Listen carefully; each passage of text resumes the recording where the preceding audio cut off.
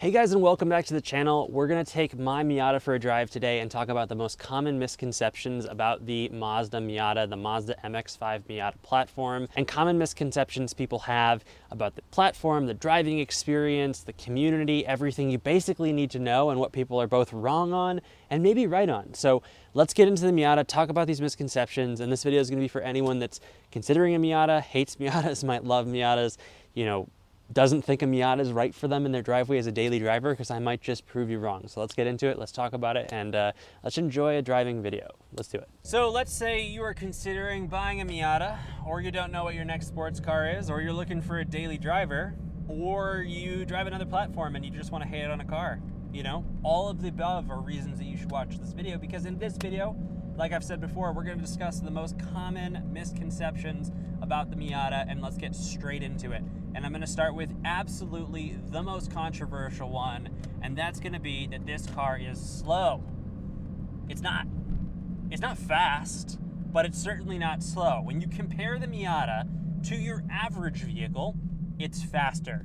It might not have a bunch of horsepower, which you're not going to see, obviously, in a Miata because it's so light, but it has a quite nice power to weight ratio for a vehicle. I can tell you that, I've driven a lot of other what we qualify as sports cars, like the BRZ, and the Miata is just as fast. And, I get 0 to 60 times, and those kinds of things are, things, and the Miata doesn't have the best 0 to 60 time, but in a practical driving scenario, it is just as applicably fast as those kinds of cars. In fact, some of the videos that I've got coming to the channel is maybe or maybe not a drag race, not in the United States, of course, with a BRZ that's stock, with this stock Miata, and I can tell you, because I am in the process of editing said video, that the Miata was faster. So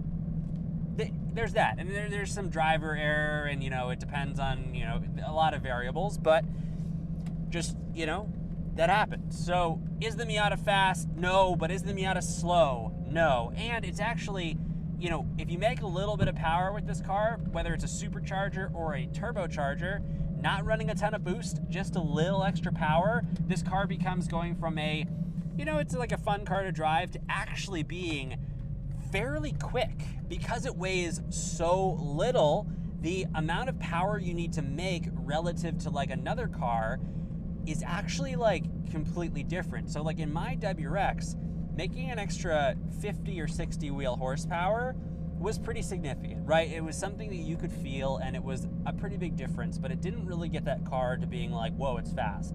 If I were to make an extra 50 or 60 wheel horsepower in this car would become fast.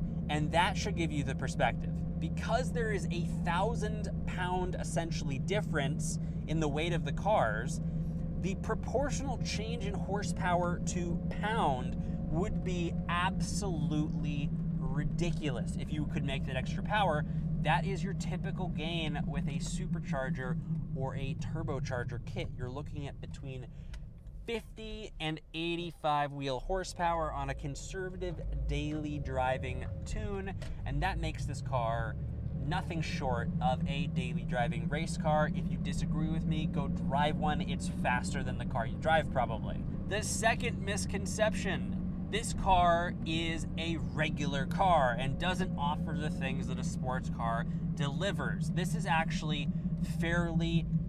a fairly common question, and if I am going to say anything, this is just wrong. This car is not quick, but everything else about this car from a sports car perspective is nearly perfect for how much you spend on it. It is one of the most fun cars that I have ever driven, and I've had tuned cars, built cars, and I've been in tons of different sports cars, so I can have perspective for you guys while I'm on this channel. I can tell you this is one of the most fun cars that I've driven, because it is so fun around turns, around corners, going around town. It is unmatched fun. And following that, one of the next questions or misconceptions is this car boring to drive? It is literally the exact opposite. 10 out of 10. This is the most fun car to drive in. If you average the amount of miles that I drive out of any car that I've owned, I've had the most fun driving this car than any other car because it's less of a headache. I can have more fun in small situations. If I'm driving my built-tuned WRX, I need some more room to have fun with it. I don't need that with this car. And you can do other things like take the top off and all those things. It's a fun car to drive. You can throw it around. Not a lot of headspace goes into this kind of car. Super fun to drive. Another big misconception is that you cannot daily drive this car year round. Well, I'm doing it. Haven't been doing it for very long, but I am doing it and going to be doing it. I live in Boston. We've got snow. It's going to see all those things. It's not my first car that I've daily driven that's a real wheel drive in a city that gets hammered with snow all the time and has tons of ice. And it's not going to be my last, but it's what I'm doing right now. And I can tell you that this car is a fantastic daily driver for year-round driving. And the only problem with it, in my mind, is that it has a lack of space. The lack of space in it is the only negative to daily driving this. Otherwise, it makes great gas mileage.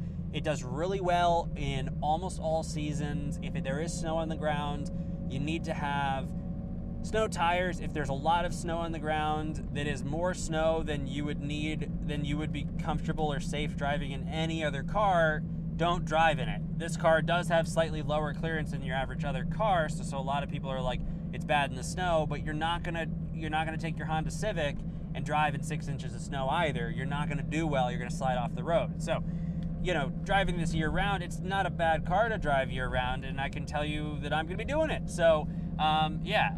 The other misconception that's true, and this is like the first negative that I'll talk about the car, is that the space is doable. The space is not doable. So here's your one negative. This is the one reason you shouldn't buy this car, is the space sucks. And if you're daily driving this, like if you go grocery shopping, just know that if you have somebody else in the car, you got about 3 full grocery bags and 2 half-full grocery bags in the trunk. That's it. That's it. Those are like paper bags. Like if you go to Whole Foods, maybe you can fit 4 fully packed Whole Foods bags. Maybe. If the bag is fully packed, you probably won't be able to close the trunk, so you need some space to crush it down to fit it in the trunk. It's small. This car is small. I've even resorted to, on a trip, removing both the passenger and driver seat to put things underneath them and then re-bolting them. Yes, it's been interesting. The next misconception is that there is not a community behind this car, and that is one of the most interesting. Miatas are actually not that common on the road. You don't see them very often because the community pretty much worships these cars and only drives them in perfect driving conditions. And that is like, a lot of people will disagree with me there, but the numbers don't lie. This car has been one of the largest production sports cars ever. It ranks up in the top 5 most tracked and raced cars that are production cars.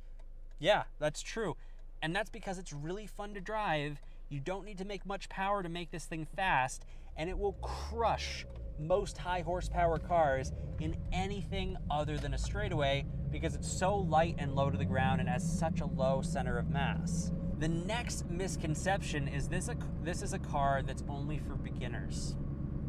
And I don't want to starkly say no, because I think it is one of the best beginner sports cars. But I think what it does for somebody that is in the game, has had a lot of nice cars, that knows what they're looking for, that knows what they want, someone like me, has the means to play the game. I'm not rich, but I have enough money and I make enough money that I can enjoy the sports car game to an extent, right? Comfortably. That's a whole nother conversation, guys. If you're into engineering and that kind of stuff, maybe let me know in the comments and I can make a video about engineering and what you can do to, just specialize your career. But we'll talk about that in the other game. So, this car, what it will do for somebody that's in the game, that loves sports cars, that wants something fun to drive, it'll do 2 things. One, it'll provide you with one of the most fun daily drivers that you can have. So if you're looking for a daily, if you're looking for something that's going to go around town and be a lot of fun, this is the car for you. What's even better is, if you're not sure you want a daily, these cars are cheap enough that you can pick one up and daily it and then sell it if it's not working and lose almost nothing in money. I'm in a NC Miata that I picked up for $8,000 at the peak of COVID, which means I overpaid for it. $8,000 for this car, and what I can do with this car is mind-blowing. But if you're not in that situation and you're not sure what your next car is gonna be, the Miata is actually the perfect thing to kind of go through car therapy. What do I mean by that? You know, sometimes we find ourselves, if you've played this game a lot and you've had a lot of different cars, you find yourself saying, what's next? I want something that's fast. I want something that's good around corners. You're not entirely sure what you value in your next sports car. The Miata is the perfect thing to be just this like cornerstone of juxtaposition. What do I mean by that? You can compare equally and evenly all the different aspects of what makes a sports car and better understand what you want in your next car. It doesn't have a lot of power, so you can quickly understand whether or not making high horsepower is something that's important to you. It has ridiculous ability to handle, go through corners. You're gonna find out right away whether or not that's exhilarating or that's nerve-wracking, because it can hit corners so fast that your fight or flight is gonna be one or the other. And yes, I'm talking at that amount of scale. It's also going to give you an appreciation for whether or not you want something that's low cost. Now, what do I mean by that? One of the things that happens in this game is as you get into more and more expensive cars and you get into higher performance, the value of the cars that we're driving just gets higher.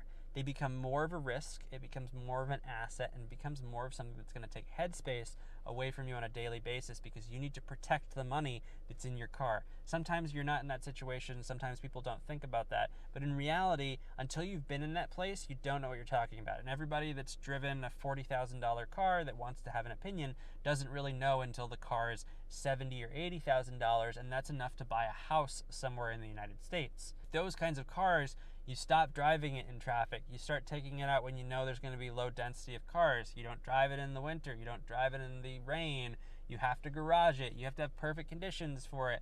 You have to maintain it in a certain way. You can't drive it in a certain way. You don't want to be in traffic in it. You do all these things to mitigate your costs, mitigate your risk, and then all of a sudden you've got a sports car that you can enjoy, but you're not enjoying it to its fullest. What the Miata will tell you is, can you have fun with a car, and do you appreciate the fact that you're in an $8,000 car and you can throw this thing around and drive it anywhere, and you know, worst case, you blow a motor, you blow the transmission if you're doing something, and that's it. You're not losing a $75,000 car. There is a big part of this game where that gets lost after having nice cars for a long time, and a lot of people need that reset. So, you know, it's a great example. Like, I have a friend that just has had, you know, they've had Porsches for a long time, you know, nice Porsches, like, you know, GT3s and like really nice cars that are, you know, between $70,000 and $120,000. They've had them for 5 years, and they just picked up an ND Miata, which is a more expensive Miata. It's like 20 grand, but the, you know, the reduction in 75K in their car, you know, he's driving that Miata almost every day, almost more than his other cars, because it's kind of fun to drive, but it doesn't make him feel as anxious with the car. And, you know, again, it's not that anxiety is driving the factor, it just clears that little bit of the negative of what a nice car can deliver. And like, you can leave it outside. If it snows, he doesn't mind leaving it in the snow, all those things. And that's why this car can be such a key car. And I'm going to end the video on that note because it's starting to get dark here. Well, it's not getting dark necessarily, but it's probably getting dark for you guys because we are filming on a different camera today. But hopefully you guys enjoyed this video, and you know, hopefully you enjoyed hearing some of the misconceptions about the Miata and the Miata platform. And I know I didn't get too technical, but you know, people are so resistant of this platform that I think that, you know, to make the platform more attractive to others, and if you're in the Miata world, you know exactly what I'm talking about.